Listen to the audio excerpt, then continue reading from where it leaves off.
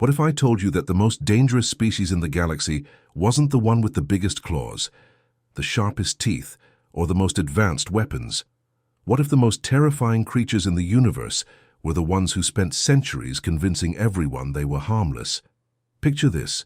Alien civilizations across the galaxy saw humans as weak diplomats, peace-loving negotiators who couldn't hurt a fly.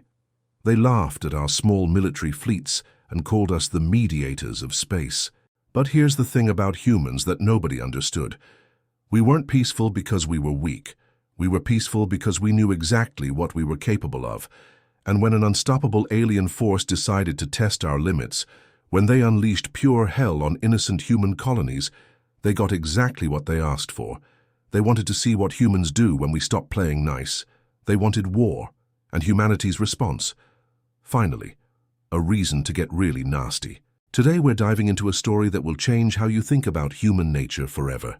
Because sometimes, the scariest monsters are the ones who choose not to be monsters until they don't have a choice anymore.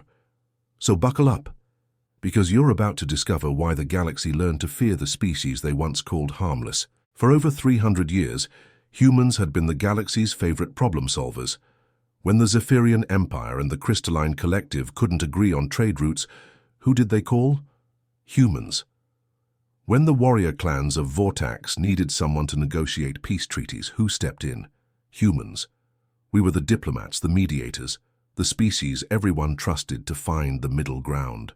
Other civilizations looked at our tiny military fleets and smiled. They saw our focus on hospitals instead of battleships, schools instead of weapon factories, and they thought they had us figured out. The mighty Corvan hegemony used to joke that humans were so soft, we probably asked permission before defending ourselves. The insectoid hive swarms called us the gentle giants who never learned to bite. Even our closest allies in the Galactic Federation treated us like the wise older sibling who always knew how to calm things down. But here's what none of them noticed in all those centuries of peace talks and diplomatic dinners. Every human delegation carried classified documents marked with strange codes. Every human colony had restricted zones that even our allies couldn't visit. And every human military officer took an oath that included words like containment protocols and final authorization.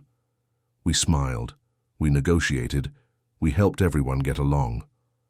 But we never ever talked about why we were so good at preventing wars. The galaxy thought they knew us. They had no idea they were living next to a sleeping giant. Then came the day that changed everything. The Devourers arrived from the void between galaxies, and they didn't come to talk. These weren't your typical hostile aliens looking for resources or territory. No, the Devourers had one simple goal: complete extinction of every living thing they encountered. They swept through the outer rim like a plague, turning entire star systems into graveyards. The first colony they hit was New Geneva, a peaceful human settlement of 2 million people. Families, children, scientists, artists, gone in 6 hours. But the Devourers didn't just kill them, they made it slow, broadcasting the screams across subspace so everyone could hear what was coming. The Galactic Federation's best warriors threw everything they had at these monsters. The proud Corvan battle fleets, destroyed. The legendary Mantis shock troops, slaughtered. Even the unstoppable Titan war machines couldn't scratch their armor. World after world fell, and panic spread like wildfire through civilized space. The Federation Council gathered in emergency session, their voices shaking with fear. "We've tried everything," they said. "Our weapons are useless, our tactics meaningless. These creatures are unstoppable." And then, in that moment of absolute desperation, someone said the words that no one thought they'd ever hear. "Maybe it's time we ask the humans what they've been hiding." The human ambassador sat quietly for a long moment, then looked up with eyes that seemed different somehow, colder, more ancient. "You want to see what we really are?" he asked. "You want us to stop pretending?" The room fell silent. "Very well. But when this is over, remember that you asked for this." What happened next shattered everything the galaxy thought it knew about Earth. Within hours, human ships began appearing from nowhere. Not the small diplomatic vessels everyone was used to seeing, but massive, dark constructs that seemed to bend light around them. Ships that had been hidden in pocket dimensions waiting. The human ambassador's first order made the entire Federation Council freeze in terror. Activate the Pandora Protocols. Authorization code Devil's Bargain. All restraints are hereby removed. Suddenly, classified files were declassified. The truth about humanity's past came flooding out like water through a broken dam. Earth wasn't just another peaceful world that joined the galactic community. Earth was a graveyard planet that had survived 12 different extinction events. The dinosaurs, just one of many species that couldn't adapt fast enough. Humans didn't evolve to be peaceful. We evolved to be survivors in a world that kept trying to kill us.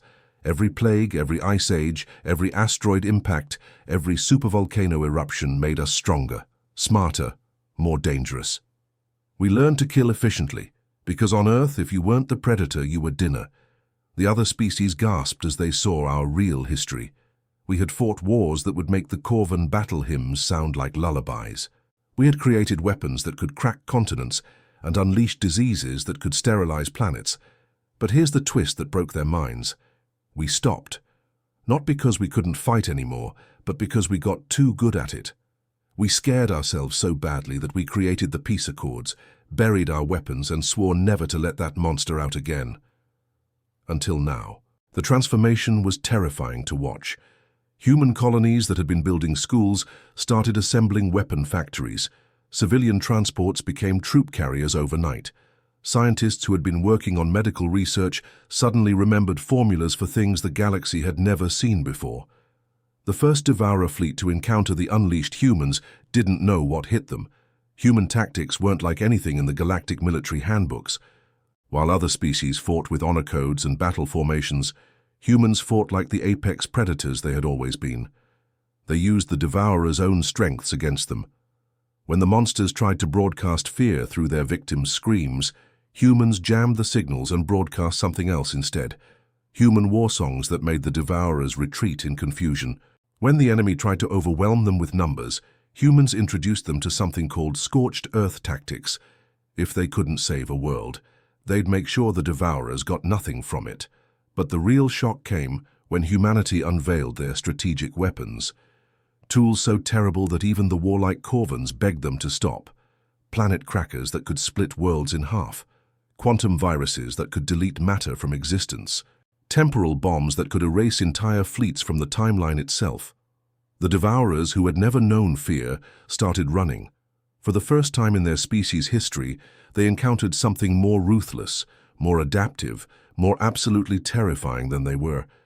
And that something was a species that had been playing nice for 3 centuries, just waiting for someone stupid enough to give them a reason to stop.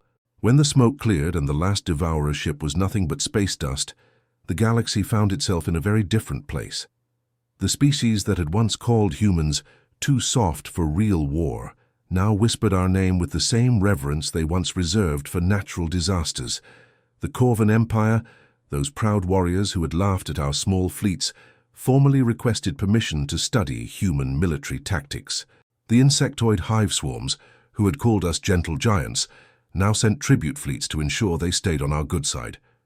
But here's what really scared them. After the war was over, humans just stopped. We didn't conquer the galaxy. We didn't demand tribute or territory. We simply went back to our diplomatic tables and peace negotiations as if we hadn't just redefined the meaning of total warfare. The other species couldn't understand it. Why aren't they taking over? They asked. Why aren't they ruling us? What they didn't realize was that this was exactly what made humans so terrifying. Any species can be dangerous when they're angry, but only humans could unleash hell itself and then choose to put it back in the box. The galaxy had learned something that day, something that would be whispered in alien nursery rhymes for generations to come. Never ever mistake human kindness for human weakness. Because the most dangerous predator is the one that chooses not to hunt. And sometimes when you push too hard, you find out why they made that choice in the first place. And that's the thing about humans that makes us truly unique in this vast universe. We're not the strongest species, we're not the smartest, and we're certainly not the most advanced. But we might just be the only species that learned to be monsters and then chose to be something better instead. Think about it. Every other civilization in the galaxy fights because they have to, or because they want to. Humans fight because we choose to. And more importantly, we choose when to stop. The Devourers thought they were unleashing hell on the galaxy. What they actually did was remind humanity why we became peacekeepers in the first place, not because we couldn't fight, but because we were too good at it. So the next time someone tells you that humans are weak, that we're too peaceful, that we couldn't hurt a fly, just smile and remember this story. Remember that sometimes the greatest strength is knowing when not to use it.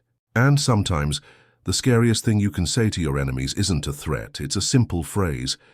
You really shouldn't have done that. What did you think of today's story? Did that final twist surprise you, or did you see it coming? Drop a comment below and let me know which part gave you chills. And if you want more stories about why humanity is the galaxy's most terrifying species disguised as its most peaceful one, make sure you hit that subscribe button and ring the bell. Because trust me, we've got plenty more stories about what makes humans special. Until next time, remember, be kind, be peaceful, but never let anyone mistake that kindness for weakness. The universe is watching,